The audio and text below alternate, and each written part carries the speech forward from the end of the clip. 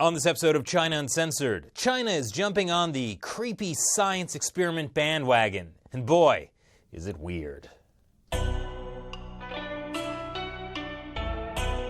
Welcome back to China Uncensored. I'm Chris Chappell. History is no stranger to creepy science experiments. The Nazis did them. Imperial Japan did them too. And let's not forget Dr. Frankenstein. And you know, the great thing about being an authoritarian country without mechanisms for public oversight is there aren't that many restrictions when it comes to experimenting on animals and people. So today we bring you the top 5 creepy Chinese science experiments sure to send shivers down your spine. Number 5. Cloning. First, there was Dolly. I'm Dolly. I'm a sheep from Roslyn, and people like to make a big fuss about the fact that I'm a clown. Clone. Oh, Dolly, you're hilarious. Dolly the sheep was the first ever animal to be successfully cloned from an adult cell. Now that's a big deal because, well, it proves that in theory, the adult me that I know and love could create an exact copy of myself. Oh, what's that, Dolly? I mean, Shelley? Oh, it turns out Dolly was a lower order species and didn't really prove I can clone myself. But that's changed now, thanks to a recent experiment in China. Well, scientists in Shanghai have done it again, but this time they've cloned a couple of adorable macaque monkeys. They're named Zhongzhong and Huahua, which is a cute way of saying Chinese nation, because nothing says patriotism like science experiments on monkeys where most of them died. Seriously, they implanted 79 embryos and only 2 of them survived. With results like that, I definitely would have failed biology class. Maybe there's an easier way for me to clone myself. But anyway, technically these are not the first ever monkey clones. In 2000, scientists cloned a rhesus monkey named Tetra. But that was done using the much simpler method of splitting embryos. This new experiment, which was reported in January 2018, is far more advanced. According to one researcher, this new technology could be used to clone humans. But don't worry, researchers assure us they have no intention of doing that. No, I don't think there's anybody willing to do human cloning, and the society would not permit it. But like any new technology, once it's appeared, there's always possibility of misuse. The misuse of technology for a sinister purpose? The Chinese Communist Party would never allow that. Ugh. Let's just focus on the good parts. But let's be honest, we just care that these lovable monkeys are so darn cute. Aww. Number 4. Animal head transplant. Back in 2013, a Chinese doctor became the first scientist to take the head from one mouse and successfully attach it to the body of another. See, the mouse is face functional.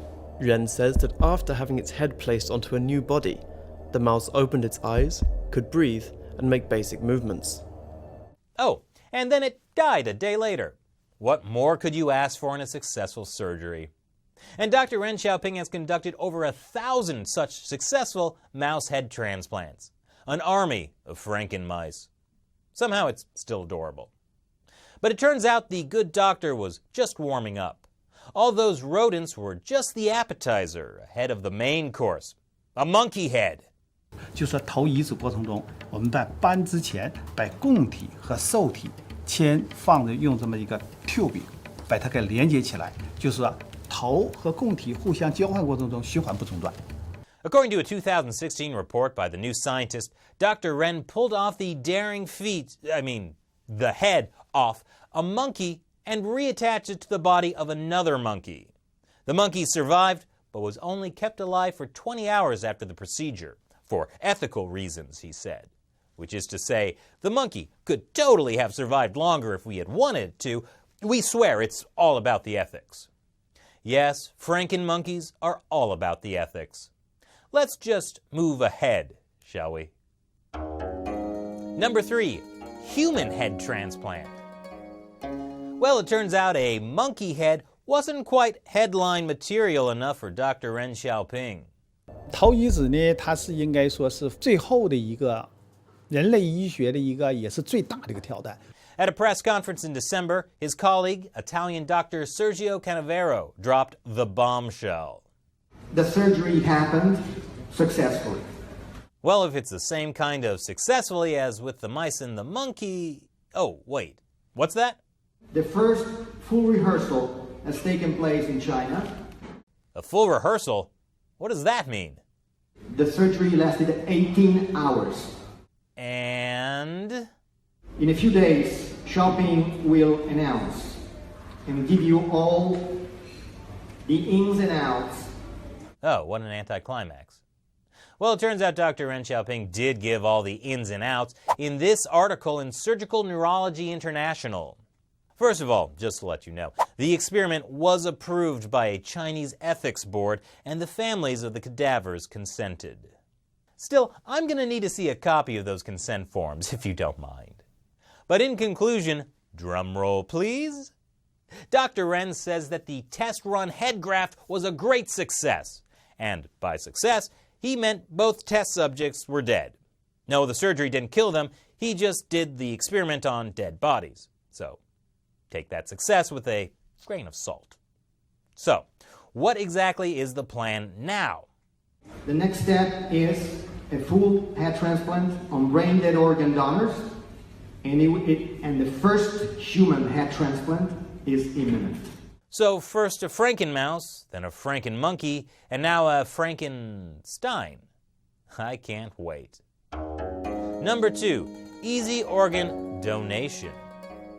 This creepy science experiment involves figuring out how to use the internal organs from prisoners executed by lethal injection. Now, if you've been watching China Uncensored for a while, you've probably seen some episodes about China's organ donation program.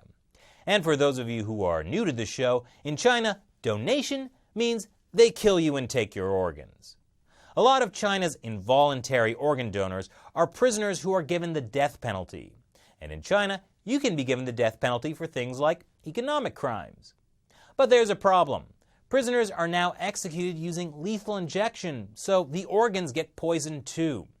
That means after the transplant is done, the host body often rejects the organ. But thanks to the groundbreaking research of one Wang Lijun, China can continue to extract organs from unwilling donors and not worry about a thing. According to the China Organ Harvest Research Center, Wang Lijun carried out thousands of what were effectively live human experiments, and his team made step-by-step scientific success in making it possible for an organ to be accepted by the recipient after lethal injections. By the way, Wang Lijun is not a scientist or a doctor. He was a police chief who worked with purged former CCP official Bo Xilai. Wang is the guy that fled to the U.S. consul in 2012 and triggered a huge scandal that exposed the factional infighting within the CCP. And he's now serving a 15-year prison sentence for corruption. Sounds like just the kind of guy who should be working on cutting-edge scientific breakthroughs involving dicey ethical issues. Wang's research paved the way for organ donations from even more unwilling donors. Prisoners of conscience like Falun Gong practitioners, House Christians, Uyghurs, and Tibetans.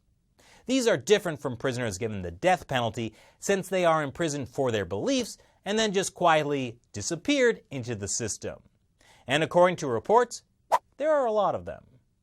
Yes, political prisoners can rest easy now knowing that the organs forcibly plucked from their bodies will give the gift of life to wealthy Chinese patients without any poisonous side effects. And number 1, human body plastination. Plastination means taking human bodies and turning them into human Ken and Barbie dolls to be put on display for fun and profit. Ha ha, that looks like so much fun. Chinese scientist Cui Hongjing learned the creepy craft of plastinating human bodies by teaming up with the creepy German anatomist who invented the technique. But the two parted ways, and Cui Hongjing later set up his own plant in China and perfected the art/science of turning people into plastic. He churned out human bodies set in all kinds of bizarre poses and sold them to international exhibitions. And he made a killing. Well, actually, someone else did the killing. You see, Chinese people tend not to donate their bodies to science. Then, where did all these bodies come from? Well, at first, Cui Hongjing implied they were donated. Then he said he didn't know. Then, after a lawsuit, the exhibitions were forced to put up a disclaimer saying that they got the bodies from the Chinese police, and the police may have gotten them from Chinese prisons. So, probably no consent forms. Can we go back to the Frankenmice? That was a lot less disturbing. So what do you think about the top 5 creepy Chinese science experiments?